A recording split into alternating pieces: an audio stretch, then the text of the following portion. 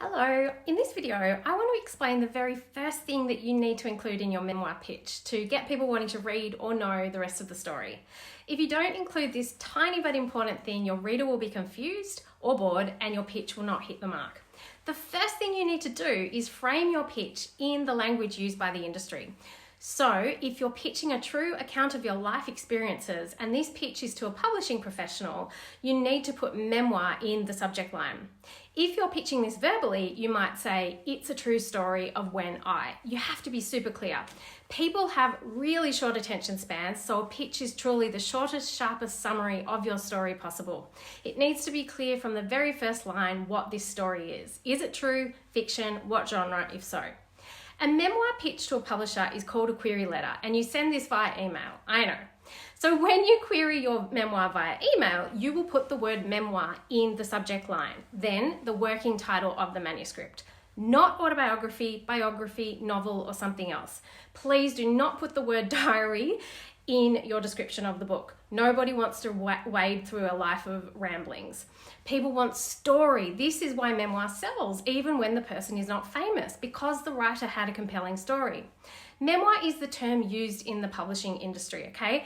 I don't actually like the term, but it must be used because it is the general term.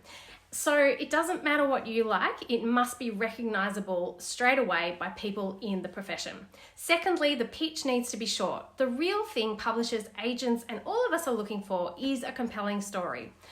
Literary agents pass on memoir because it's simply not clear what the story is.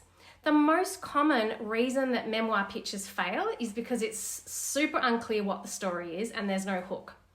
So, if you're writing this pitch more to get clear on the direction of the manuscript and to validate that your story is actually compelling, you need to summarize the story plot in as few lines as possible. It'll be a paragraph, if that. Other places you might write your pitch for is for Twitter or a conference, for example, where you're verbally pitching your memoir to an agent or somebody. Now, here's how you can see how the professionals condense a story into a really short, sharp pitch. Take a look at movie trailers, okay? Particularly the first 10 to 15 seconds. People have such short attention spans and they need to condense that story into a 2-minute trailer, but more importantly, from the first 15 seconds, people even turn off trailers before them.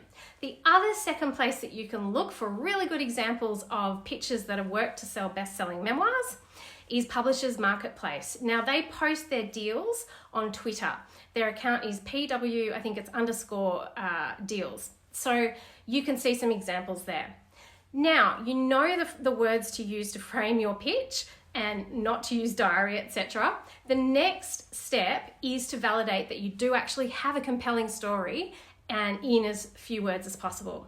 So in the next video, I'm going to give you a super quick trick to validate that you do actually have a compelling story that you can pitch and that will actually compel the reader for an entire book. So it's super quick, the trick I'm going to share with you, and it's from my experience in newspaper journalism. I'll see you tomorrow.